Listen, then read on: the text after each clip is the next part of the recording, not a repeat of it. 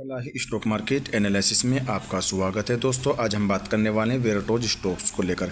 काफ़ी कमेंट इस स्टॉक को लेकर आ रहे हैं और ये स्टॉक काफ़ी ऊपर से गिरता हुआ आया है और मैं इसको पहले कवर करता लेकिन कई महीनों से इस स्टॉक को मैं कवर नहीं कर पा रहा था क्योंकि कमेंट नहीं आए थे इस स्टॉक को लेकर। तो कमेंट आए जैसे मैं इसके आज वीडियो बनाने की कोशिश कर रहा हूँ, लेकिन डिस्क्लेमर ये रहेगा, बाय सेल करने की रिकमेंडेशन नहीं है, एक अपडेटेड वीडियो नॉलेज के लिए दोस्तों, ठीक है। और हाँ, आपको भी इसी तरीके से किसी भी स्टॉक्स की जानकारी चाहिए, उस कंपनी का नाम कमेंट बॉक्स में लिख सकते हैं। बहुत जल्द अपने चैनल पर आपकी वीडियो बनाकर अपलोड कर दी जाएगी दोस्तों, ठीक है। जैसे कि मैं आपको इसका एक मुकम्मल चार्ट दिखाने की कोशिश करूँ तो आपको समझ में आएगा। तो जैसे कि मैंने आपको इसका एक चार्ट मुकम्मल दिखाने की कोशिश की, तो आप इसका चार्ट देख लीजिएगा किस तरीके से इस स्टॉक ने हाई और लो लगाया दोस्तों, ठीक है। यानी जिस रेंज जिससे स्टॉक उड़कर गया था उसी रेंज में स्टॉक आ चुका है और स्टॉक ने ऐसी बात नहीं, बोनस और स्प्लिट देने के बाद में स्टॉक नीचे आया है। और जाहिर सी बात है, बोनस और स्प्लिट होने के बाद में कोई भी स्टॉक है उसमें गिरावट आपको देखने को मिलती है, लेकिन इसमें कुछ ज़्यादा ही हमें देखने को मिली।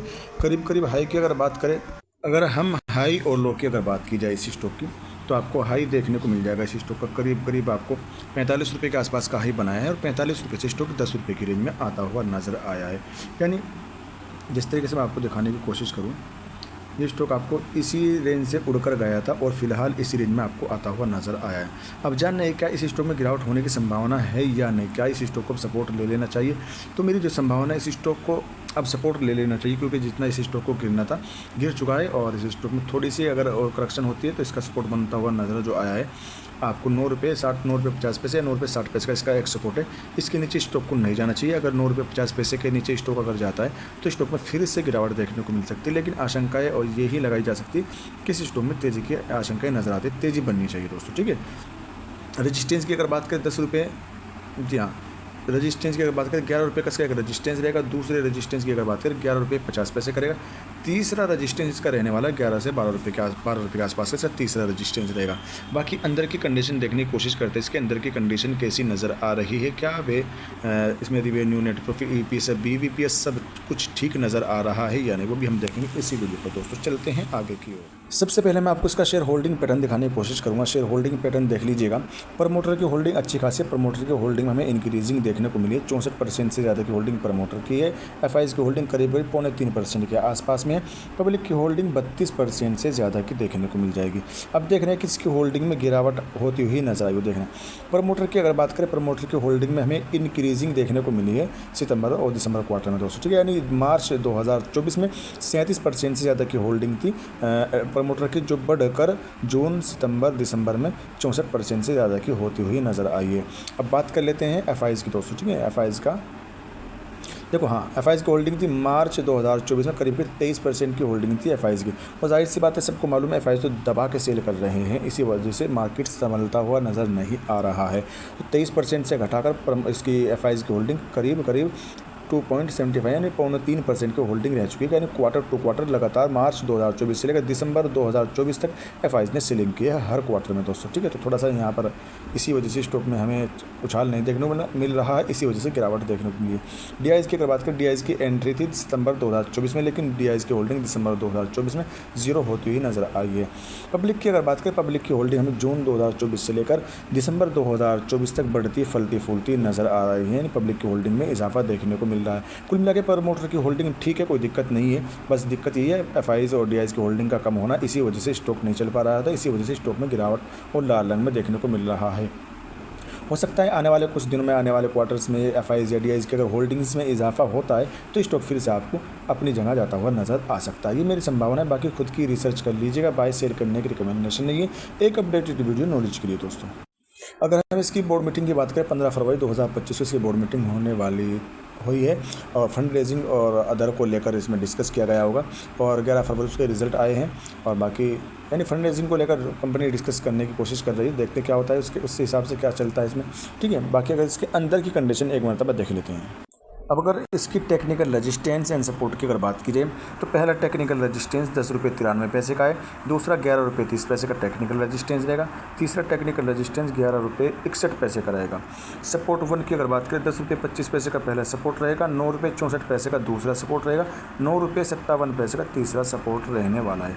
यानी अगर इसमें तेज़ी की आशंकाएँ नजर आती है, यानी तेज़ी बनती है, तो ये रजिस्टेंस याद रखना। अगर इन रजिस्टेंस के ऊपर स्टॉक क्लोजिंग देता है तो आपके लिए पॉजिटिव रहेगा, और अगर तेज़ी नहीं बनती, गिरावट होते हैं, तो फिर इन सपोर्ट को देखिएगा। इन सपोर्ट पर आपको तीनों में से कहीं पर भी अगर सपोर्ट लेता है तो ठीक है, अगर इन तीनों सपोर्ट को तोड़ता हुआ नज़र आता है तो और गिरावट के संकेत नज़र आ सकते हैं, ठीक है।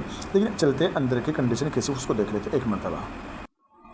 हाई और लो की अगर बात की जाए तो 9 रुपये 70 पैसे का 52 वीक लो है, 45 रुपये का इसका 52 वीक हाई देखने को मिल जाएगा। ऑल टाइम लो की बात करें 2 रुपये 39 पैसे का ऑल टाइम लो है और 45 रुपये 25 पैसे का ऑल टाइम हाई देखने को मिलेगा। अच्छी चीज़ क्या है, तीनों जगह स्टॉक हरी झंडी लेकर खड़ा हुआ है और हरी झंडी का आपको मतलब मालूम है, यानी ईयर ऑन ईयर के हिसाब से EPS नंबर होते हैं। 900 करोड़ का, जी हाँ 900 करोड़ का मार्केट कैप है और बुक वैल्यू 2.05 के। बुक वैल्यू थोड़ी सी हमें कम नजर देखने को मिल रही है यहाँ पर, बाकी दूसरी जगह भी देखेंगे फेस वैल्यू एक है और कंपनी डिविडेंड नहीं देती है दोस्तों, ठीक है। अगर हम इसकी ताकत और कमज़ोरी की अगर बात कीजिए तो इस स्टॉक के पास में 8 ताकतें हैं और 2 कमज़ोरियाँ है। कोई golden chance energy extra boost नहीं है जिसका इस्तेमाल करते हुए स्टॉक आपको ऊपर की तरफ भागता हुआ नजर आए, यानी सर्किट पर सर्किट लगाता हुआ नजर आए। एनर्जी एक्स्ट्रा बूस्ट आएंगे तो कुछ संभावना बढ़ती है, लेकिन अच्छी चीज़ क्या है, growth in net profit with increasing profit margin quarter on quarter, यानी हर क्वार्टर में कंपनी जो है अपना इंक्रीजिंग कर रही है प्रॉफिट को, ठीक है। यानी इसके प्रॉफिट में इंक्रीजिंग होती नज़र आ रही है, तो जाहिर सी बात है जब प्रॉफिट में इंक्रीजिंग है तो प्राइस में भी इंक्रीजिंग आएगी, लेकिन उसके लिए आपको थोड़ा सा समय देना पड़ सकता है दोस्तों, ठीक। 69% आपको स्टॉक पास भी नज़र आ रहा है। अगर रिटर्न की अगर बात कीजिए तो इस स्टॉक ने रिटर्न निकाल के दिया करीब 2 साल, देखो 1 हफ्ते से लेकर 1 साल के बीच की अगर बात कीजिए तो नेगेटिव माइनस में रिटर्न निकाल के दिया, लेकिन वही हम 2 साल से लेकर 5 साल के बीच में अगर बात करें तो पॉजिटिव रिटर्न निकाल के दिया है दोस्तों, ठीक है। 5 साल में 135% से ज़्यादा का रिटर्न निकाल के दिया है। डिलीवरी परसेंटेज की अगर बात करें 5 लाख, यानी वॉल्यूम्स में जो है अभी इंक्रीजिंग नहीं है, वॉल्यूम्स बहुत कम नज़र आ रहे हैं। जब तक वॉल्यूम में इंक्रीजिंग हमें देखने को नहीं मिले, जब तक इस अभी तो 5 लाख के आसपास में 7 लाख के आसपास में वॉल्यूम्स हो रहे हैं, तो बहुत कम वॉल्यूम्स है। जब इसके अंदर वॉल्यूम में इंक्रीजिंग हो तो जाहिर सी बात है प्राइस पर ज़रूर असर पड़ने वाला है, ये मेरी संभावना है दोस्तों, ठीक है। अगर कंपनी के रिवेन्यू की अगर बात करें तो कंपनी के रिवेन्यू में आपको साल दर साल के हिसाब से लगातार 2022 से लेकर 2024 तक रिवेन्यू में हमें इंक्रीजिंग देखने को मिली, यानी 2022 में इसका रिवेन्यू था 41 करोड़ से ज़्यादा का, तो जो बढ़कर 2023 में 82 करोड़ से ज़्यादा का हुआ, लेकिन 2024 में 155 करोड़ से ज़्यादा का इसका रिवेन्यू होता हुआ नज़र आया है। नेट प्रॉफिट की अगर बात करें, नेट प्रॉफिट भी हमें 2022 से लेकर 2024 तक लगातार इंक्रीजिंग करता हुआ नज़र आया है। जैसे मैं दिखाने की कोशिश, 6 करोड़ का नेट प्रॉफिट था 2022 में और उसके बाद 2023 में 11 करोड़ का इसका नेट प्रॉफिट था, जो बढ़कर 2024 में 16 करोड़ से ज़्यादा का होता हुआ नजर आया है। प्लस पॉइंट EPS की अगर बात करें, EPS में भी 2022 से लेकर 24 तक हमें इंक्रीजिंग बढ़ोतरी देखने को मिल रही है। प्लस पॉइंट BVPS की अगर बात की जाए, BVPS हमें गिरता हुआ नजर आया 85 से गिरकर बुक वैल्यू पर शेयर यहाँ पर हमें देखने को मिल रहा है 37% पर देखने को मिल रहा है। और वहीं ROE की अगर बात की जाए, यानी रिटर्न ऑन इक्विटी की अगर बात की जाए, तो इसमें 2023 के मुकाबले में 2024 में हमें गिरावट देखने को मिली है ROE में, तो ये भी कारण हो सकता है इस स्टॉक के प्राइस ऊपर न जाने का दोस्तों, ठीक है।